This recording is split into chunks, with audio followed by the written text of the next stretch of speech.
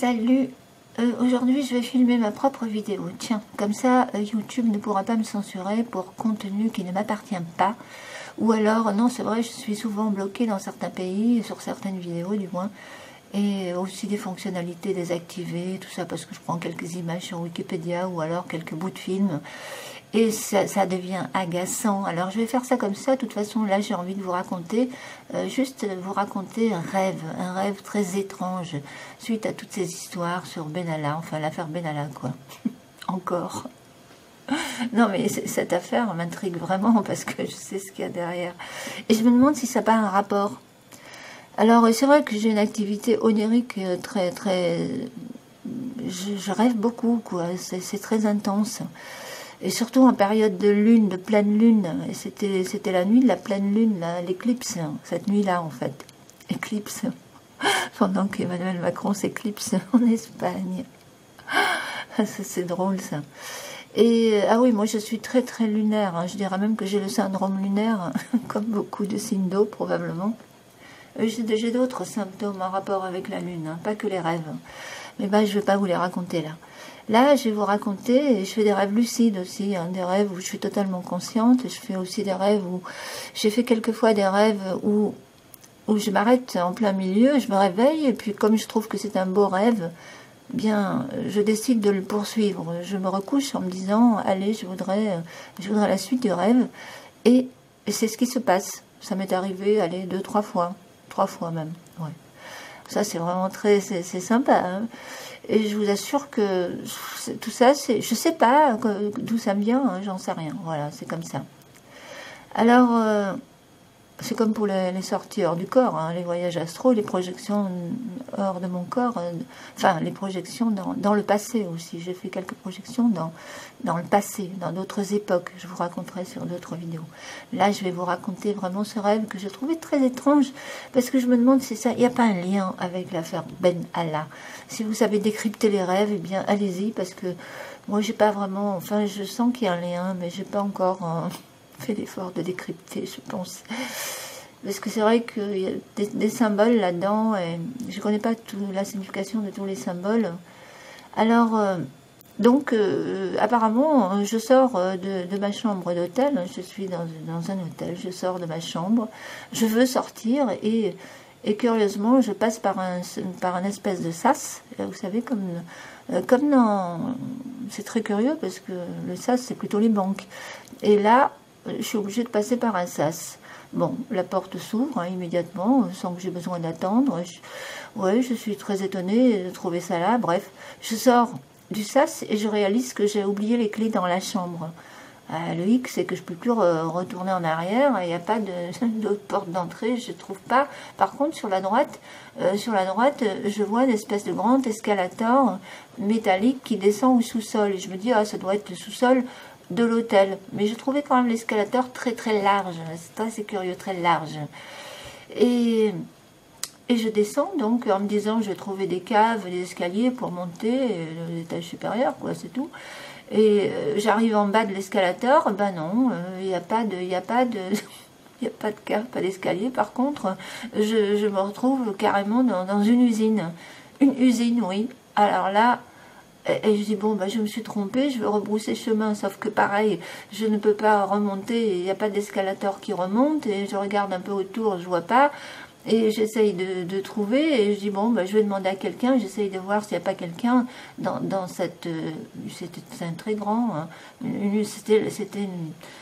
la superficie était assez grande, alors je dis, tiens, c'est curieux, l'hôtel est si grand que ça, bon... Et puis ça peut pas être l'hôtel, je suis dans une usine, enfin bref, je me pose pas trop de questions dans le rêve, hein, mais c'est là que maintenant que je me pose des questions, mais je continue donc à avancer pour essayer de trouver quelqu'un, et alors là je vois des machines qui vont, qui viennent, mais c'était des machines un peu robots, comme dans une usine, vous savez, qui avancent et qui reculent, et on dirait qu'il n'y a pas de chauffeur dedans, alors que j'ai peur, parce que j'ai peur de me faire écrabouiller, ça revient sur moi, et à droite et à gauche, et j'ai le sentiment qu'ils n'ont pas conscience, c'est des machines robots, quoi, sans conducteur, et j'ai pas l'impression qu'ils ont conscience, qu'ils savent que je suis là. Je lui dis, mince, je voudrais bien trouver un humain là-dedans. Y a-t-il des humains? Alors je continue d'avancer prudemment. Je me fais presque piéger par une machine qui recule. J'ai très peur de me faire coincer dans un coin par une machine, de me faire écraser contre le mur. Enfin bref. Et ça m'arrive très souvent dans les rêves. Hein. Voilà, j'ai vécu de ces trucs dans les rêves. Mon Dieu, j'ai vécu de tout. Des super rêves, mais aussi des rêves, attention, catastrophiques. Catastrophe. Et avec un rapport avec les cataclysmes naturels. Ça, j'ai énormément vécu, comme si je les avais vécus, quoi. Mais bon, je reviens sur mon rêve. Alors, à un moment donné, je vois quand même au loin, à, je sais pas, à une dizaine de mètres, entre deux machines, je vois une présence humaine, un mec, avec une espèce de casque sur la tête. Bon, c'est un travailleur, enfin. Alors, j'essaye de lui faire signe de la main, je crie pour qu'il me voie, etc. Il me voit. Alors, on avance l'un vers l'autre à travers les machines. Et puis, je lui explique la situation. Et il me demande qu'est-ce qui se passe. Je me suis égarée. Je croyais que c'était... Enfin, j'explique quoi. Alors, on dit, bon, c'est pas grave, la petite dame, je vais vous raccompagner. Et puis, je vais vous montrer la sortie. Alors, du coup, je l'ai suivi. On marchait côte à côte. Et puis, tout à coup, étrangement, j'ai un copain, une copine qui surgissent.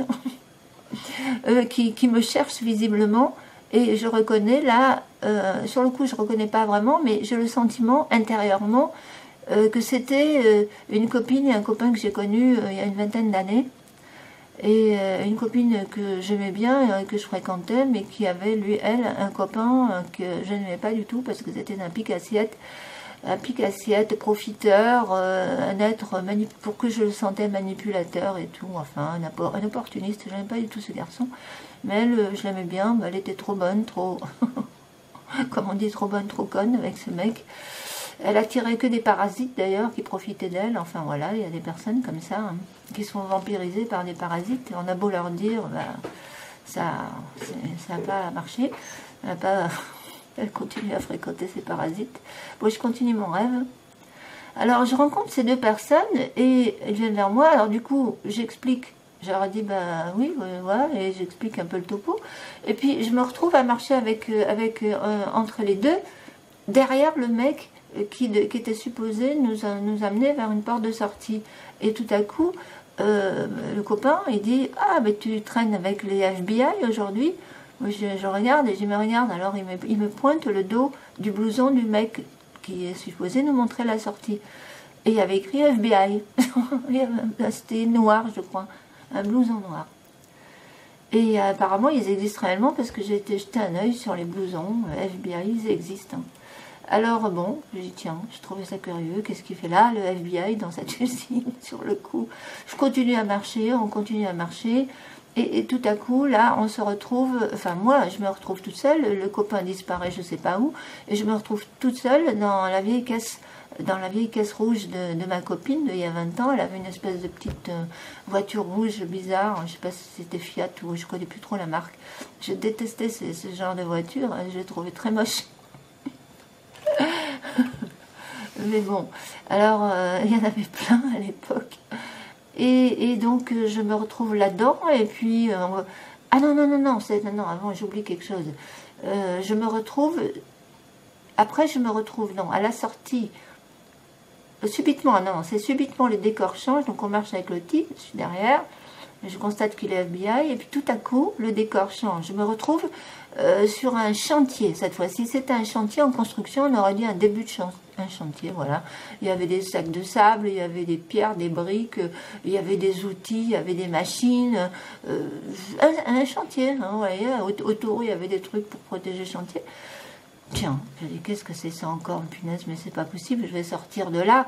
Alors puis tout à coup, je me retrouve avec la copine dans la voiture, on essaye de sortir de ce chantier, elle prend un chemin, et ça monte, c'est le chemin, il est étroit, le chemin de terre, il monte, je dis, ah là là, non, va pas là, c'est pas bon, j'ai une mauvaise intuition, et le chemin, effectivement, se rétrécit, je dis, tu vois pas que ça rétrécit, que c'est un cul-de-sac, puis elle continue à rouler, je dis, mais arrête, puis j'ai été obligée de m'énerver pour la faire stopper la voiture parce qu'elle continuait. C'était un véritable cul-de-sac, quoi. Apparemment, je pense que c'était un cul-de-sac. Puis il y avait des ravins, il y avait des graviers, c'était mal entretenu. Enfin, c'était un chemin de terre hein, avec des éboulements sur le côté. Et puis c'était assez creux, on aurait dit un ravin, pas un ravin très profond, mais quelques mètres, quoi. On pouvait quand même se retrouver là sur le. C'était très, très, très, très escarpé, très dangereux. C'était, voilà, ça montait très haut. Et à un moment donné, je crie, je dis stop, tu vas t'arrêter. Et donc elle arrête la voiture. Et je dis maintenant comment on fait pour reculer? Alors parce qu'on pouvait pas tourner, c'était tellement étroit et il y avait rien, il n'y avait pas de creux. Enfin, vous voyez, si pour tourner une voiture, il faut de la place, quoi. Il n'y avait rien, il y avait juste. Alors je dis bah écoute, bah maintenant il faut qu'on redescende en marche arrière tout doucement et là c'était encore périlleux, etc. Et puis là je me réveille. Voilà, fin de mon rêve. À vous de décrypter. À vous de décrypter, je ne sais pas pourquoi. J'ai l'impression que ça a un rapport avec l'affaire Benalla, hein, mais bon, je vous dis, j'ai pas encore vraiment décrypté. Alors, qu'est-ce que vous en pensez de ce rêve? Est-ce que c'est un rapport? Est-ce que vous y voyez des symboles avec tout ce qui s'est dit ces derniers jours? Est-ce que... J'ai bien une petite idée, hein, je vous dirais, mais je préfère que vous me donniez votre version, si vous êtes, comment dire, si vous êtes calé dans l'interprétation des rêves. Allez, sur ce, je vous dis merci pour l'écoute.